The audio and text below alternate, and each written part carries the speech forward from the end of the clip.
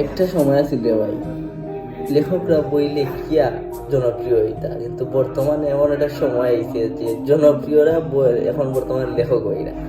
আমরা যারা ফলোয়ার্স বেশি আছে, যারা একটু সেলিব্রিটি, তারা আমরা এখন লেখক হইরা। আমার এই লেখকের প্রকৃত লেখক তারা হারাই যাইলাম।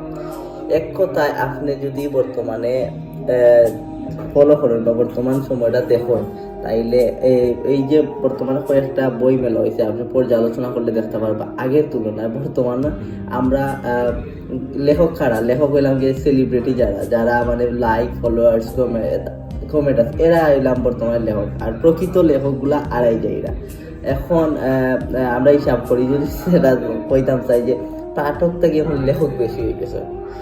আগে একটা বই বার হইলে মানুষ অধীর আগ্রহে থাকতো বইটা পড়ার লাগে, কিন্তু এখন কিতাব বই বার হয়, বই টপিক কিতাব, ভালোবাসা, এই সেই মানে হাবি জাবি যা আছে, যেটা কোনো মানে প্রোডাক্টিভ না, যেটা কোনো কাজ হয় না, ওই রকম মানে টপিক লইয়া বই বার হয়। আর আমরা মানুষের বাইও লাগানো হয়ে গেছি। এখন আমরা মানুষে একটা সেলফির লাগিয়ে, একটা ইয়ের লাগিয়ে, মানে আগের যারা প্রকৃত লেখক তারা ভুলে যাইলাম। এখন আমরা ক্রাউড হরলাম গিয়া। আর যে বই মেলা আছে, বই মেলার আগের যে আমেজটা আছে, আগের যে সৌন্দর্যটা আছে, এটা আড়াই যায়। আর যারা অযোগ্য, যারা জানে না বই মেলা সম্পর্কে জানে না, তারাও এখন লেখক হয়ে যায়। সাধারণ কিছু ভিউজ আর ফলোয়ার্স দিয়া যদি লেখক হওয়া যায়, তো তাইলে অনেকেই লেখক হয়ে যায়। তো বর্তমান সময় এমন একটা সময় আইছে যেখানে পাঠক থেকে লেখকের সংখ্যা বেশি।